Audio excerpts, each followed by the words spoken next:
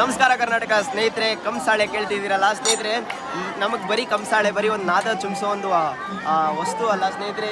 ಪುರಾತನ ಪ್ರಕಾರ ನಮ್ಮ ಲೋಹ ಶಾಸ್ತ್ರ ನೋಡಿ ಎಷ್ಟು ನಾಜೂಕಾಗಿತ್ತು ಅಂತ ಸ್ನೇಹಿತರೆ. ಬೆಟ್ಟ ಹತ್ತಿ ಬರುವಾಗ ಕಾಡು ಪ್ರಾಣಿಗಳು, ಸರ್ಪಗಳು, ಹುಲಿ, ಸಿಂಹಗಳು, ಚಿರತೆಗಳು, ಕರಡಿಗಳು ಬಂದು ನಮ್ಮ ಮೇಲೆ ಅಟ್ಯಾಕ್ ಮಾಡಿಬಿಡುತ್ತೆ ಅಂತ ನಮ್ಮ ಪುರಾತನರು ಈ ಲೋಹದ ಒಂದು ಮೆಟಲಿಂದ ಶಬ್ದ ಮಾಡಿಕೊಂಡು ಬೆಟ್ಟ ಹತ್ತುತ್ತಿದ್ರಂತೆ. ಆ ಶಬ್ದ ಮಾಡಿಕೊಂಡು ಬೆಟ್ಟ ಹತ್ತುವಾಗ ಯಾವುದೇ ಥರ ಪ್ರಾಣಿ ಪಕ್ಷಿಗಳು ನಮಗೆ ಅಟ್ಯಾಕ್ ಮಾಡಲ್ಲ ಅನ್ನೋ ಒಂದು ದೃಷ್ಟಿಯಿಂದ ಅದು ಕಾಲಕ್ರಮೇಣ ಒಂದು ಶೈಲಿಯಾಗಿ, ಒಂದು ಜಾನಪದ, ಒಂದು ಕಲೆಯಾಗಿ ಇದು ನವೀಕರಿಸಿಕೊಂಡೋಯ್ತು.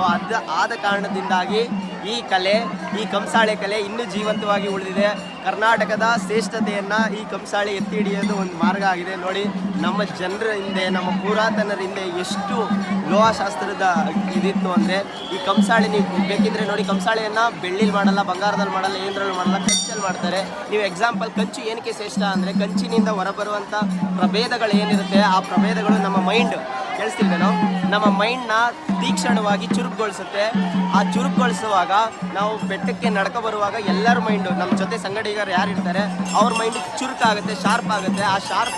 ಆ ಶಾರ್ಪ್ ಆದಾಗ ಹುಲಿ, ಸಿಂಹಗಳು, ಕರಡಿಗಳು ಏನೇ ಬಂದ್ರೂ ಎಚ್ಚರಿಕೆಯಾಗಿರಲಿ ಅನ್ನೋ ಒಂದು ಇಂಡಿಕೇಶನ್ನು. ನೀವು ಅದೇ ಕಾರಣಕ್ಕೆ ಗಂಟೆನೂ ಕೂಡ, ದೇವಸ್ಥಾನದಲ್ಲಿ ಬಳಸುವಂಥ ಗಂಟೆನೂ ಕೂಡ ಕಂಚಿನಿಂದನೇ ನಿರ್ಮಾಣ ಮಾಡಿರ್ತಾರೆ. ಈ ಸ್ಟೋರಿ ನೀವು ಮೊದಲೇ ತಿಳಿದಿದ್ರೆ ಕಮೆಂಟ್ ಹಾಕಿ, ಇಲ್ಲ ಅಂದರೆ ಎಲ್ರಿಗೂ ಶೇರ್ ಮಾಡಿ. Thank you. ಜೈ ಕರ್ನಾಟಕ. ಮತ್ತೆ ಹೋಗೇ ಮಾದಪ್ಪ.